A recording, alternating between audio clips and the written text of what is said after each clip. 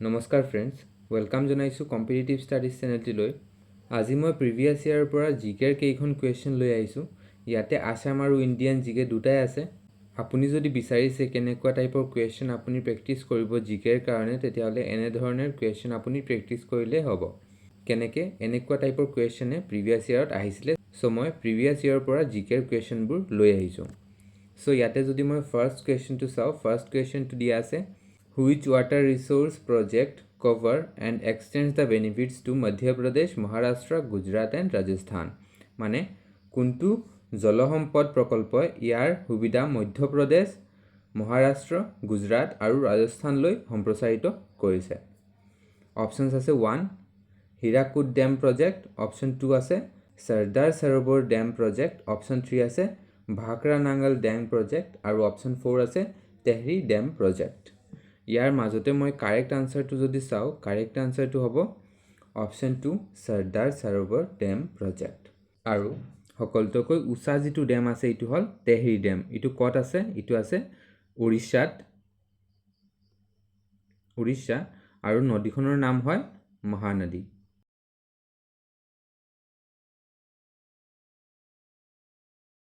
Next যদি চাওঁ, which pair of extremely located Indian cities is connected by the east-west corridor? মানে east west কৰিডৰৰ দ্বাৰা সংযুক্ত ভাৰতীয় চহৰৰ কোনটো জোৰ? অপশ্যন 1 আছে শিলচৰ পোৰবন্দৰ জোৰ, অপশ্যন 2 হ'ল মুম্বাই শ্বিলং, অপশ্যন 3 হ'ল নাগপুৰ শিলিগুৰি আৰু অপশ্যন 4 হ'ল মুম্বাই কলকাতা। চ'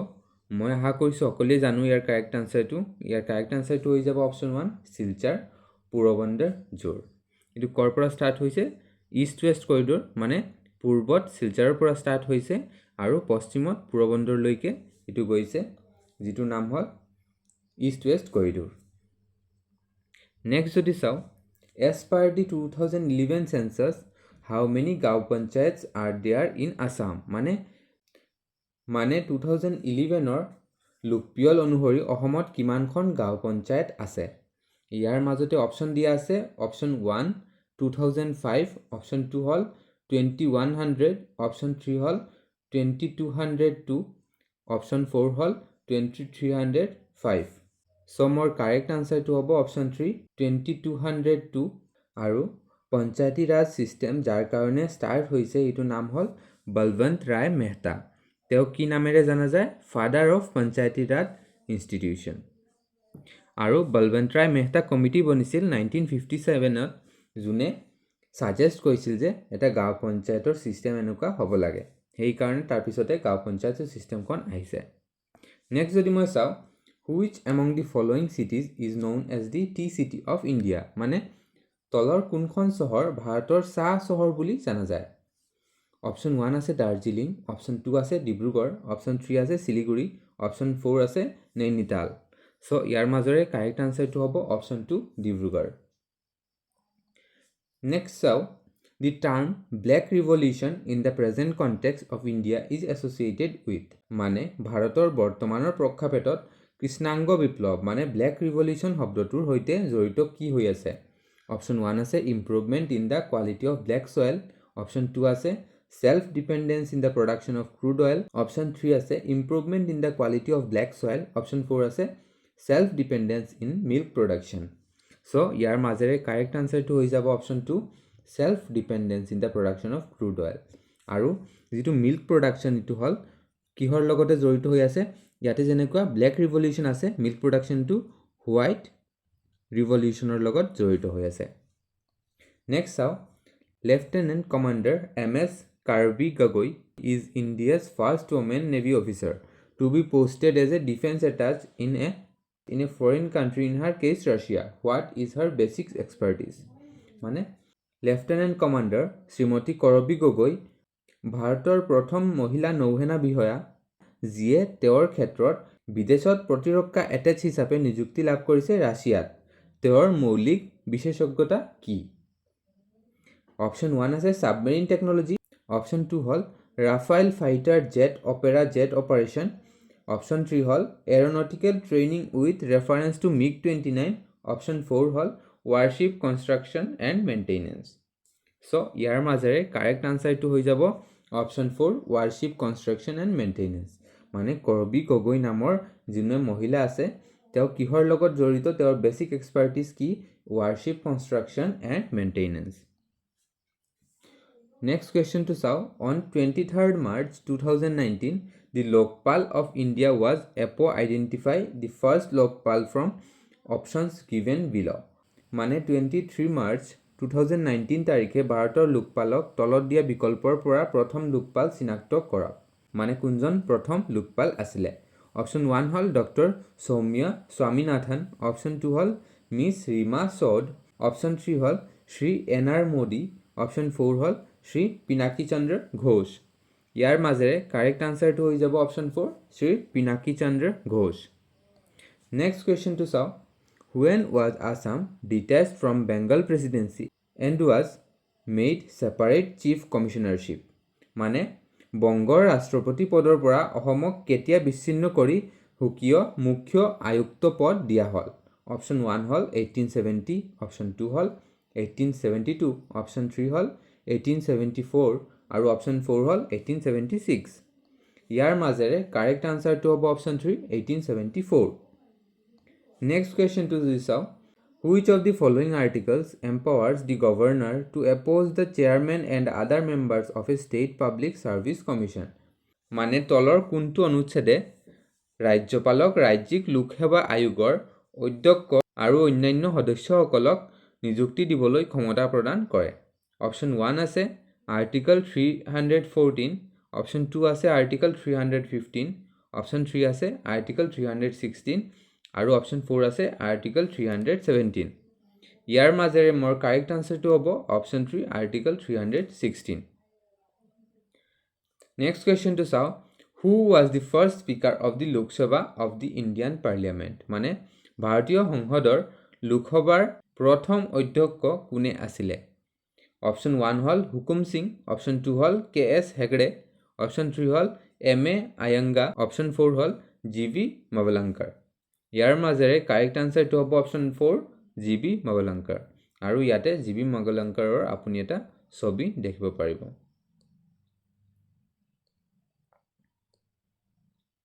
নেক্সট কোৱেশ্চন টু চাও Who was India's Prime Minister when the government introduced the modern Panchayati Raj system by the 73rd Constitutional Amendment Act and gave it a constitutional status? মানে 73rd সাংবিধানিক সংশোধনী আইনৰ দ্বাৰা চৰকাৰে আধুনিক পঞ্চায়তী ৰাজ ব্যৱস্থা প্ৰৱৰ্তন কৰি সাংবিধানিক মৰ্যাদা দিয়াৰ সময়ত ভাৰতৰ প্ৰধানমন্ত্ৰী কোন আছিলে মানে ভাৰতৰ প্ৰধানমন্ত্ৰী কোন আছিলে যেতিয়া 73rd কনষ্টিটিউচনেল এমেণ্ডমেণ্টখন হৈছিল অপশন 1 হল পিভি নৰসিংহ ৰাও অপশন 2 হল বিশ্বনাথ প্ৰতাপ সিংহ অপশন 3 হল অটল বিহাৰী বাজপেয়ী অপশন 4 হল চন্দ্ৰশেখৰ ইয়াৰ মাজেৰে কাৰেক্ট আনসাৰটো হ'ব option 1 P V Narasimha Rao next question two হল Which among the following schedule of the Indian Constitution is related with the distribution of powers between the Union and States? ভাৰতীয় সংবিধানৰ তলত দিয়া অনুসূচীসমূহৰ ভিতৰত কোনখন সংঘ আৰু ৰাজ্যৰ মাজত ক্ষমতা বিতৰণৰ সৈতে জড়িত অপশন 1 হল শিডিউল 8 অপশন 2 হল শিডিউল 7 অপশন 3 হল শিডিউল 11 আৰু অপশন 4 হল শিডিউল 14 ইয়াৰ মাজেৰে কাৰেক্ট আনসাৰটো হ'ব অপশন 2 শিডিউল 7 ইয়াতে আপুনি শিডিউল 7 খন চাব পাৰিব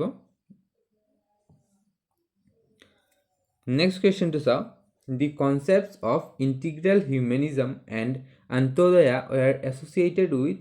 which of the following? মানে অখণ্ড মানৱতাবাদ আৰু অন্তোদয়াৰ ধাৰণা তলৰ কোনটোৰ লগত জড়িত আছিল option 1 hall Syama Prasad Mukherjee option 2 hall Mahatma Gandhi option 3 hall Deendayal Upadhyay option 4 hall Atal Bihari Vajpayee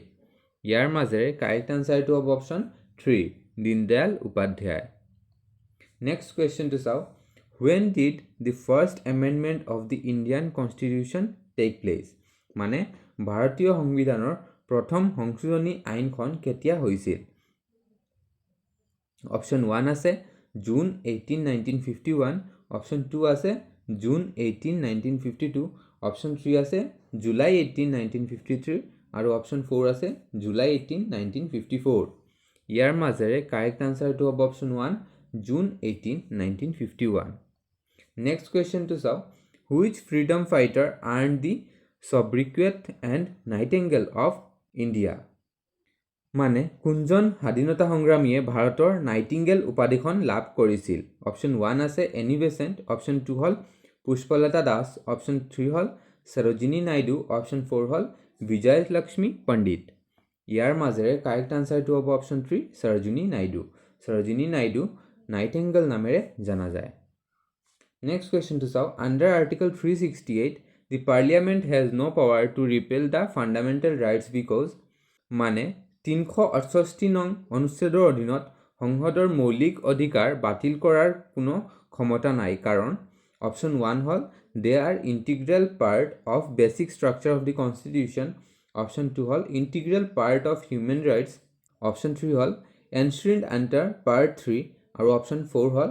all of the above ইয়াৰ মাজেৰে কাৰেক্ট আনসাৰটো হ'ব option 1 they are integral part of basic structure of the constitution সেই কাৰণে কেতিয়াও আপোনাৰ ফান্ডামেন্টাল ৰাইটছটো কোনেও উলংঘন কৰিব নোৱাৰিব নেক্সট চাও the concept of dual citizenship in the union of india to the persons of indian origin মানে PIO belonging to some specified countries was recommended by the মানে ভাৰতীয় সংঘত কিছুমান নিৰ্দিষ্ট দেশৰ অন্তৰ্গত ভাৰতীয় মূলৰ ব্যক্তিৰ দ্বৈত নাগৰিকত্ব ধাৰণাটো কোনে দিছিলে option 1 Ashok Mehta committee option 2 LM Singhvi committee option 3 Raja Mannar committee option 4 হল বলৱন্ত ৰায় মেহতা কমিটি ইয়াৰ মাজেৰে কাৰেক্ট আনসাৰটো হ'ব option 2 LM Singhvi committee next কুৱেশ্যনটো চাও equal opportunity in matter of public employment is guaranteed under article মানে ৰাজখোৱা নিয়োগৰ বিষয়ত সমান সুযোগ কোনটো অনুচ্ছেদৰ অধীনত নিশ্চিত কৰা হৈছে অপশ্যন 1 হল 14 অপশ্যন 2 হল 15 অপশ্যন 3 হল 16 আৰু অপশ্যন 4 হল 17 ইয়াৰ মাজেৰে কাৰেক্ট আনসাৰটো হ'ব অপশ্যন 3 16 নেক্সট কুৱেশ্যনটো চাও which of the following fundamental rights are available only to the citizens of India মানে তলৰ কোনটো মৌলিক অধিকাৰ কেৱল ভাৰতৰ নাগৰিকৰ বাবেহে উপলব্ধ অপশ্যন 1 আছে right to equality of opportunity in matter of public employment option 2 hall equality before law option 3 hall right to freedom of religion option 4 hall right to freedom under article 19 choose the correct answer option 1 আছে 1 2 3 and 4 চাৰিটাই option 2 হল 1 and 4 option 3 হল 1 2 and 3 আৰু option 4 hall 2 and 4 আপুনি ইয়াৰ মাজেৰে correct answer কোনটো হ'ব ইটো উলাই ল'ব লাগিব ইয়াৰ মাজেৰে কাৰেক্ট আনসাৰটো হৈ যাব all of the above মানে গুটেখিনি কাৰেক্ট হৈ যাব according to your fundamental rights available for citizen of India next question to saw in the Indian constitution the method of election of the president of India is taken from which country মানে ভাৰতীয় সংবিধানত ভাৰতৰ ৰাষ্ট্ৰপতি নিৰ্বাচনৰ পদ্ধতিখন কোনখন দেশৰ পৰা লোৱা হৈছে অপশ্যন 1 হল আয়াৰলেণ্ড অপশ্যন 2 হল ইংলেণ্ড অপশ্যন 3 হল USA আৰু option 4 hall Australia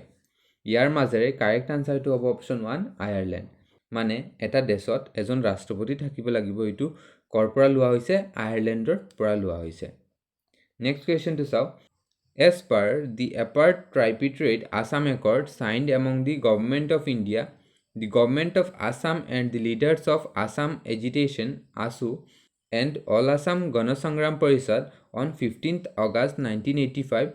what was set up as the cut-off date for detection and deportation of illegal migrants to Assam মানে ভাৰত চৰকাৰ অসম চৰকাৰ আৰু অসম আন্দোলন ASU আৰু হদৌ অসম গণসংগ্ৰাম পৰিষদৰ নেতাসকলৰ মাজত 1985 চনৰ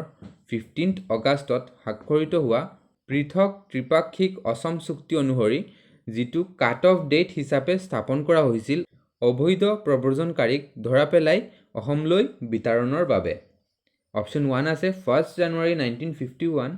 অপশ্যন 2 আছে 15th অগাষ্ট 1967 অপশ্যন 3 আছে 26th জানুৱাৰী 1970 আৰু অপশ্যন 4 আছে 24th জানুৱাৰী 1971 ইয়াৰ মাজেৰে কাৰেক্ট আনসাৰটো হৈ যাব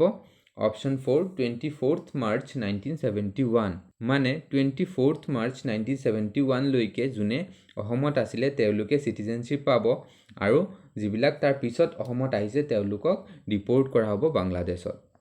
next question to all the 4 districts under the Bodoland Territorial Councils are মানে বড়োলেণ্ড টেৰিটৰিয়েল কাউন্সিলৰ অন্তৰ্গত 4খন জিলা হল option 1 Kokrajhar Barpeta Chirang and Baksa option 2 হল কোকৰাঝাৰ বাক্সা চিৰাং এণ্ড উদালগুৰি অপশ্যন 3 হল কোকৰাঝাৰ বাক্সা শোণিতপুৰ এণ্ড উদালগুৰি অপশ্যন 4 হল বাক্সা চিৰাং উদালগুৰি এণ্ড নলবাৰী ইয়াৰ মাজেৰে কাৰেক্ট আনসাৰটো হ'ব option 2 Kokrajhar Baksa Chirang and Udalguri next কোৱেশ্চনটো চাও Which statement among the following is not true about the GST Council? মানে GST পৰিষদৰ বিষয়ে তলৰ কোনটো বক্তব্য সত্য নহয় option 1 hall it is a statutory body option 2 hall it is chaired by the Prime Minister of India option 3 hall it decides the rates of taxes on goods and services except some items option 4 hall it was constituted by the President of India So, correct answer to hobo option 2 it is chaired by the Prime Minister of India মানে GST Council খন Prime Minister of India chair নকৰে ইটো হবো ভুল answer মানে ইটো সত্য নহয় নেক্সট কোৱেশ্চন টু চাও the national bamboo mission strives to মানে ৰাষ্ট্ৰীয় বাঁহ অভিযানে চেষ্টা কৰে option 1 increase the area under bamboo plantation in non forest areas option 2 hall rejuvenate the developed bamboo industry in India. Option 3 hol take over the Sikh paper mill in India. Option 4 hol explore the export market for bamboo. Choose the correct answer. Option 1 ase 1 and 2. Option 2 ase 1 and 3. Option 3 ase 2 and 4. Option 4 ase 4 and 1. Here mazere correct answer to option 1 1 and 3. Next question to solve. Which one of the following correctly described the angel tax? মানে তলৰ কোনটিয়ে angel taxৰ সঠিক বৰ্ণনা কৰিছে option 1 আছে a tax imposed on the super rich people option 2 আছে a tax relief given for doing social work option 3 আছে a type of capital gains tax imposed when startups receive funding which is higher than their fair market value of the share sold আৰু option 4 হৈছে a tax relief given to startups for doing innovative work মানে ইয়াৰ মাজৰে কোনটো option হৈ যাব Angel ট্যাক্সৰ এটা সঠিক বৰ্ণনা কাৰেক্ট আনসাৰটো হ'ব অপশ্যন 3 মানে a type of capital gain tax imposed when startups receive funding মানে startupে যেতিয়া ফান্ডিং ৰিসিভ কৰিব তেতিয়াহে তাৰ ওপৰ যেটো ক্যাপিটাল গেইনৰ ট্যাক্স লাগিব হিটোৱে হল angel tax which is higher than their fair market value of the shares sold. So friends, আজিৰ কাৰণে মই লেকচাৰটো ইয়াতে কমপ্লিট কৰিছো আপোনাৰ যদি ভিডিওটো ভাল লাগিছে তেতিয়াহলে লাইক কৰক চেনেলটো সাবস্ক্ৰাইব কৰক আৰু ভিডিওটো আপোনাৰ ফ্ৰেণ্ডছৰ লগত শেয়াৰ কৰক মই নেক্সট লেকচাৰটো শীঘ্ৰে লৈ আহিম